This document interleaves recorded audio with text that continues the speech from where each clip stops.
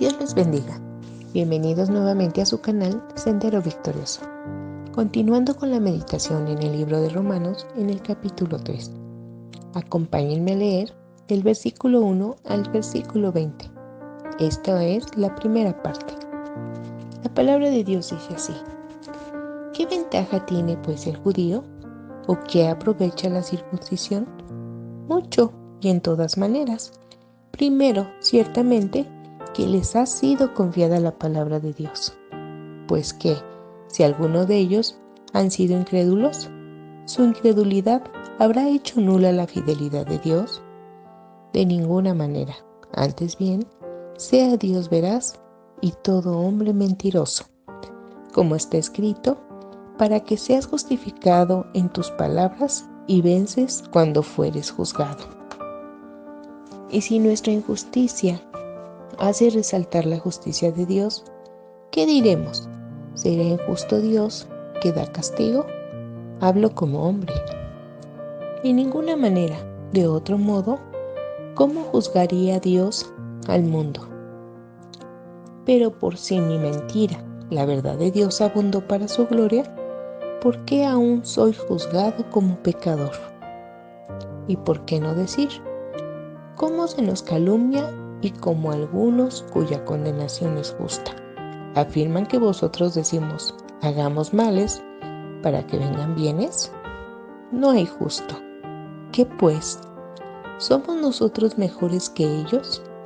En ninguna manera, pues ya hemos acusado a los judíos y a gentiles, que todos están bajo pecado. Como está escrito, no hay justo ni aun uno. No haya quien entienda, no hay quien busque a Dios.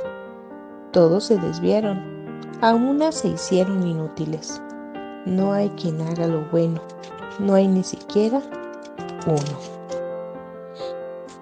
Sepulcro abierto es su garganta, con su lengua engañan. Veneno de áspides hay debajo de sus labios. Su boca está llena de maldición y amargura. Sus pies se apresuran para derramar sangre. Quebranto y desventura hay en sus caminos. Y no conociendo camino de paz, no hay temor de Dios delante de sus ojos. Pero sabemos que todo lo que la ley dice, lo dice a los que están bajo la ley, para que toda boca se cierre y todo el mundo quede bajo el juicio de Dios. Ya que por las obras de la ley, ningún ser humano será justificado delante de él, porque por medio de la ley es el conocimiento del pecado. Meditemos, hermanos. Habíamos visto en el capítulo 2 cómo Pablo demostró hábilmente que el judío está sin excusa y que está bajo la condenación y el juicio de Dios. Ahora en este capítulo 3, el judío agota su último recurso. Tratará de argumentar una salida del juicio. Encontramos lo mismo hoy en día si nos damos cuenta. Cuando presentamos el Evangelio a otros, les mostramos claramente su pecaminosidad y su necesidad de Cristo. A menudo ellos comienzan a levantar objeciones y levantan argumentos tratando de eludir el juicio de Dios. Por ejemplo, ¿qué hay de los paganos? Muchas veces ellos argumentan y dicen, ¿cómo puede un Dios de amor enviar a alguien al infierno? Es algo que escuchamos continuamente. Ya en Romanos 3, en el versículo 3, vemos la palabra pues. Por lo tanto, esta palabra nos remite al capítulo 2, donde vimos que los judíos descansan cómodamente en tres cosas. La primera, ellos tienen la ley. La segunda, ellos han sido circuncidados. Y la número 3, ellos eran hijos de Abraham. Pero Pablo dejó muy claro en el capítulo 2 que tener la ley no te da ninguna ventaja. ser circuncidado tampoco te da ninguna ventaja como a la persona. La número 3. Ser hijo de Abraham no te da ventaja alguna. Con estas cosas en mente, es natural que el judío haga preguntas como las que se encuentran en Romanos 3:1. ¿Qué ventaja tiene el judío? ¿Qué aprovecha? Si vamos a ser condenados con el resto del mundo, ¿qué provecho hay de ser judío si estamos bajo el juicio de Dios, igual que los gentiles? ¿Qué ventaja tiene ser judío? ¿Cuál es el beneficio? ¿Qué tiene de bueno si al tener la ley y estar circuncidado y ser hijo de Abraham no me aprovecha? ¿Qué privilegio hay en ser judío? Mucho y en todas maneras. Los judíos tienen muchas ventajas. Los judíos tienen ventajas y beneficios que ninguna de las demás naciones tiene. Pablo enumera varias de estas. Sí, de estas ventajas. En Romanos 9:4-5. Pero aquí nombra solamente la principal. Te preguntarás, ¿cuál es esa principal ventaja? Pues que a ellos les ha sido confiada la palabra de Dios. Los judíos están encargados de la palabra de Dios. Ellos deben ser los custodios de la palabra de Dios.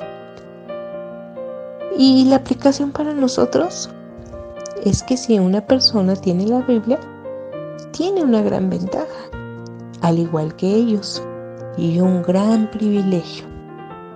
Pero también sabemos que tenemos una gran responsabilidad. Los judíos estaban aparentemente acusando a Dios de ser infiel. Dicen, Señor, tú nos has dado tu palabra y tú nos has dado muchas promesas como nación, porque ahora eres infiel con nosotros. Ellos estaban acusando a Dios de ser infiel. Dios nos ha escogido y ahora Él nos está condenando. Pero en el versículo 3, Pablo muestra quién es realmente el infiel. ¿Su incredulidad habrá hecho nula la fidelidad de Dios? Claro que no. ¿La infidelidad del hombre anulará la fidelidad de Dios? No. Dios les dio su palabra y ellos fueron los infieles. Dios no falla. La Biblia no falla. Ellos fueron los que fallaron. Puedes echar perlas delante de los cerdos y ellos pueden pisotearlas, inclusive en el barro. Pero eso no cambia el hecho de que siguen siendo perlas. Del mismo modo, los judíos pueden pisotear la palabra de Dios, pero eso no cambia la palabra de Dios. Y eso no altera sus promesas y no afecta su fidelidad. Y así se va el capítulo 6, 5, 7. Pablo explica a los judíos de su situación pecaminosa delante de Dios. Ya en el versículo 8 vemos cómo acusan a Pablo. Sí, Pablo fue acusado falsamente de enseñar que la salvación es por gracia y no por obras. Él enseñaba que el más malvado de los pecadores podía ser salvo. Mientras más pequemos, más brillará su gracia. Si pecamos más, solo lo magnificará más la gracia. Pero recuerda, Pablo no enseñó esto. Esto es una malvada distorsión de la doctrina de la salvación por gracia. En realidad, la gracia salvadora de Dios nos enseña todo lo contrario. Dice, ¿hagamos males para que vengan bienes? Es la malvada filosofía de que el fin justifica los medios. Pablo condena terminantemente esta filosofía, cuya condenación es injusta. Esta filosofía es muy popular hoy en nuestros días. Por ejemplo, podemos decir: robaré este pan para poder alimentar a mi familia, que se encuentra hambrienta, para poder mantenerla con vida. El acercamiento cristiano sería: Señor, no, tengo que hacerlo mal a tus ojos y no tengo que quebrantar los 10 mandamientos.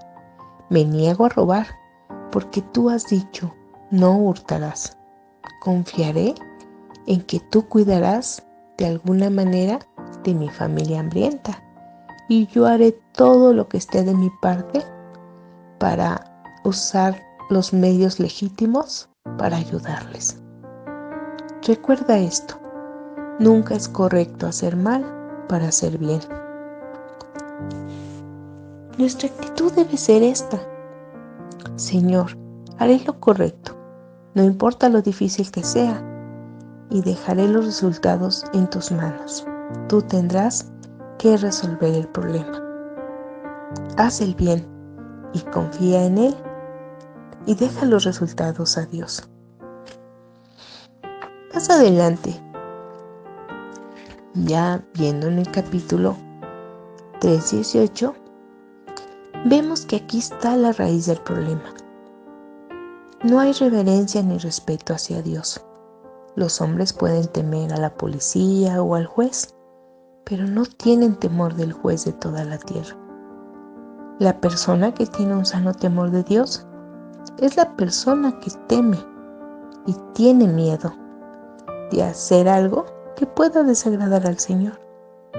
El temor de Dios debe ser la marca y la característica de todo verdadero hijo de Dios.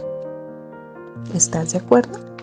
Ya en Romanos 3:20 podemos ver, y resumiendo, que hay algunas cosas que la ley no puede hacer y hay ciertas cosas que la ley sí puede hacer. De acuerdo con este versículo, ¿qué es incapaz de hacer la ley? Es incapaz de justificar al hombre pecador. Pero este mismo versículo también nos enseña que la ley puede dar al hombre el conocimiento del pecado. Puede mostrar al hombre su total pecaminosidad. El propósito de la ley puede ilustrarse con un espejo. Al realizar las actividades del día, de alguna manera mi rostro se ha ensuciado sin que yo me dé cuenta. El espejo sirve para mostrarme que mi cara está sucia. Me muestra que tengo un problema. Pero el espejo no puede lavar mi suciedad. Del mismo modo, la santa ley de Dios me muestra que soy un pecador culpable, incapaz de cumplir los santos mandamientos de Dios. Pero no me puede salvar. Solo me puede condenar y me muestra que necesito un Salvador. Tal como el espejo te debe dirigir al jabón y al agua, así la ley debe dirigirte al Cordero de Dios, que puede salvarte y que puede quitar tus pecados. Que Dios te bendiga, hermano.